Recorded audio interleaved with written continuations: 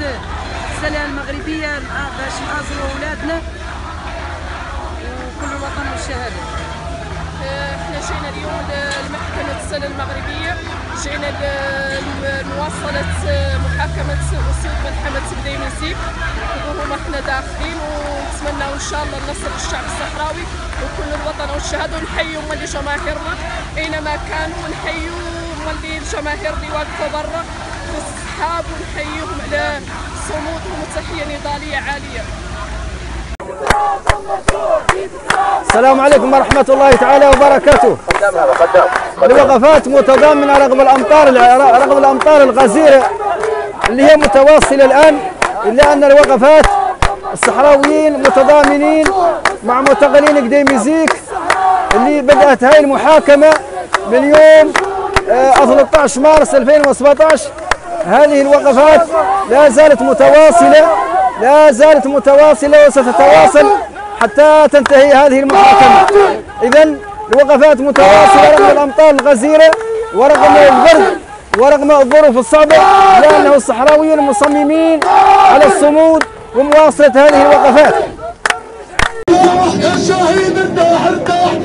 تحية المجد والخلود للشهداء الأبرار، وعلى رأسهم عريس الشهداء الولي مصطفى السيد.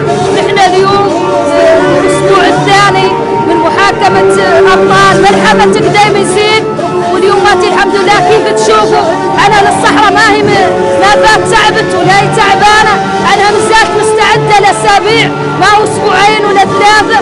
واليوم كيف تشوفوا المرأة الصحراوية ترتدي الزي الأبيض والأكحل، والرجل يرتدي الدراعة والثاب. يعني هذا نوع للصحراء ورسالة للعدو المغربي.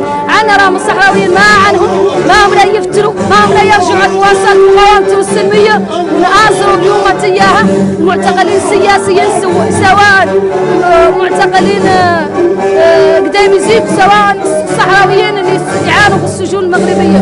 ونقول عني رسالة للشعب الصحراوي، أنا للصحراوي الوحدة وحدة، راهي قوة وحدة إلى نتحقق هدف هو الاستقلال، هو بناء الجمهورية العربية الصحراوية الديمقراطية إلى كامل ترابه وكل الوطن والشهادة. احنا اليوم جايين داخلين في الأسبوع الثاني، في اليوم الرابع تقريبا على التوالي، جايين نظهروا حقنا ونعلنوا عن مطالبتنا بإطلاق سراح معتقلينا. ويعني كي تشوفوا رغم الأمطار ورغم هاي البلطجة اللي حاصرة واللي ضرك دجوها بمكبرات الصوت، إلا أن صوتنا احنا اللي هو صوت الحق لا يغطي مدينة الرباط، لا يغطي مدينة سلع من أمام محكمة الاستئناف بسلع المغربية. ومن عقر دار العدو نقولوا فوق الدم وتحت النار، الجبهة هي الإطار.